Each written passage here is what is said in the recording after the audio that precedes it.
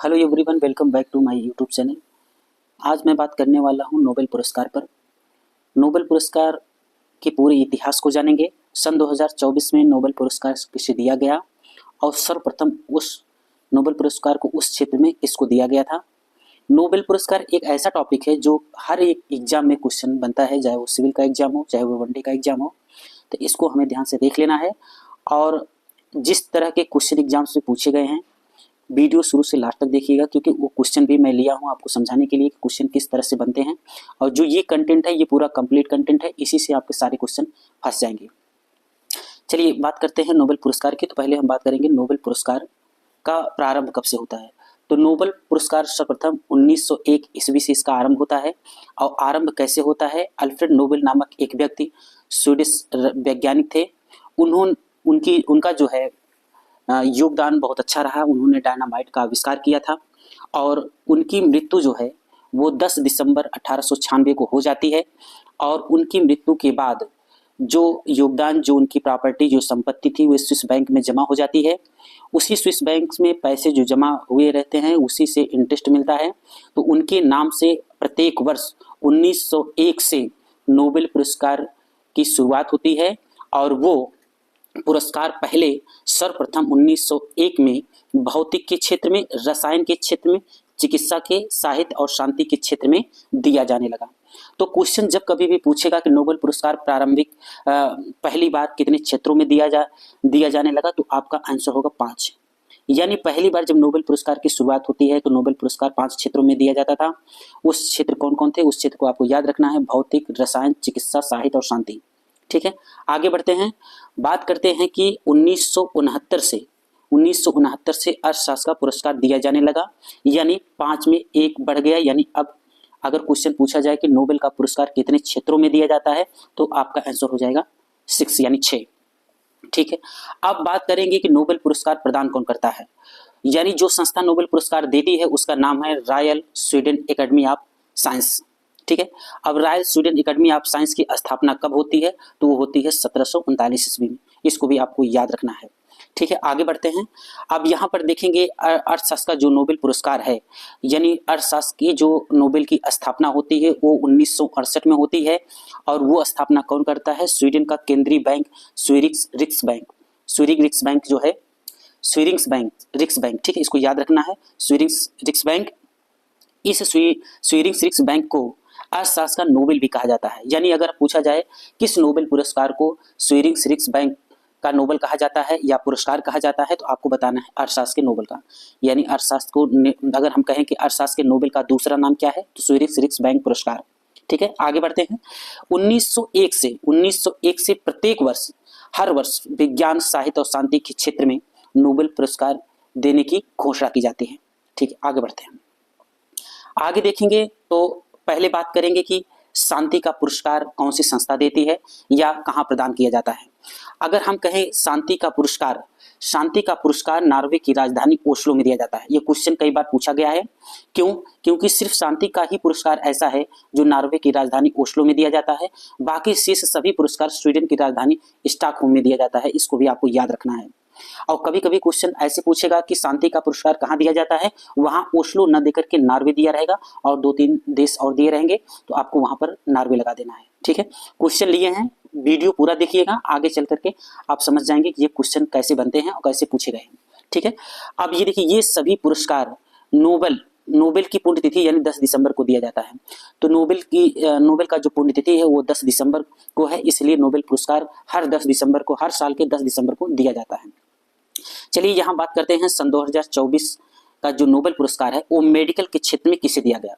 तो मेडिकल के क्षेत्र में अमेरिका के विक्टर एम्प्रेस को, किसको दिया गया था, विक्टर एम्प्रेस को। और गैरी रुबिकुन को, किसको दिया गया, विक्टर एम्प्रेस, गैरी रुबिकुन, यानी 2 लोगों को मेडिकल के क्षेत्र में सन 2024 का नोबेल पुरस्कार दिया गया। ठीक है, अब बढ़ते हैं आगे कि ये पुरस्कार मेडिकल के क्षेत्र में विक्टर एम्प्रेस, गैरी रुबिकुन को किस योगदान के लिए दिया गया, तो उसको बताना है आपको, माइक्रो आरएनए की खोज की। यहाँ RNA होगा, RMA टाइपिंग हो गया है गलत, इसको आपको समझ लेना, माइक्रो RNA की खोज के लिए, ठीक है। और फिर बात करेंगे मेडिकल के क्षेत्र में सर्वप्रथम, यानी अगर क्वेश्चन पूछा जाए कि नोबेल पुरस्कार मेडिकल के क्षेत्र में सर्वप्रथम किसको दिया गया था, तो उसको याद रखना है एडोल्फ वान वेहरिंग को। किसको दिया गया था? एडोल्फ वान वेहरिंग। और कब दिया गया था? 1901 में। आगे बढ़ते हैं। सन 2024 का नोबेल पुरस्कार भौतिक का नोबेल पुरस्कार किसे दिया गया था? तो भौतिक का भी नोबेल पुरस्कार 2 लोगों को दिया गया। किसको किसको? जॉन एच हाफील्ड को और जेफी ई हिंटन को, ठीक है। इसको भी आपको याद रखना है। किसके लिए दिया गया? कृत्रिम तंत्रिका नेटवर्क के माध्यम से मशीन लर्निंग को सक्षम बनाने के लिए। किसके लिए दिया गया? कृत्रिम तंत्रिका नेटवर्क के माध्यम से मशीन लर्निंग को सक्षम बनाने के लिए जॉन एच हाफील्ड को और जेफी ई हिंटन को भौतिक का नोबेल पुरस्कार दिया गया। बात करते हैं 1901 में सर्वप्रथम भौतिक का नोबेल पुरस्कार किसे दिया गया था? तो आपको याद रखना है विल्हेम कोनराड रोंटजन को। विल्हेम कोनराड रोंटजन को, इसको भी आपको याद रखना है। सन 2024 में किसे दिया गया और सर्वप्रथम किसे दिया गया, ठीक है। आगे बढ़ते हैं। आगे बढ़ेंगे तो तीसरे क्षेत्र की बात करेंगे। तो तीसरे क्षेत्र में जो पुरस्कार दिया जा रहा है, तीसरे क्षेत्र का जो पुरस्कार है वो है रसायन विज्ञान। तो रसायन विज्ञान का 1 मिनट, रसायन विज्ञान के क्षेत्र में जो तीसरा नोबेल पुरस्कार सन 2024 का है, सन 2024 का नोबेल पुरस्कार रसायन का किसे मिला? डेविड बेकर को, जॉन जम्पर को और डेंस हासविल को। किसको किसको मिला? Davis Baker, John Jumper, Demis हासविल। और किसके लिए दिया गया? प्रोटीन की संरचना के लिए, भविष्यवाणी और डिजाइन करने के लिए, ठीक है। इसको भी आपको याद रखना है।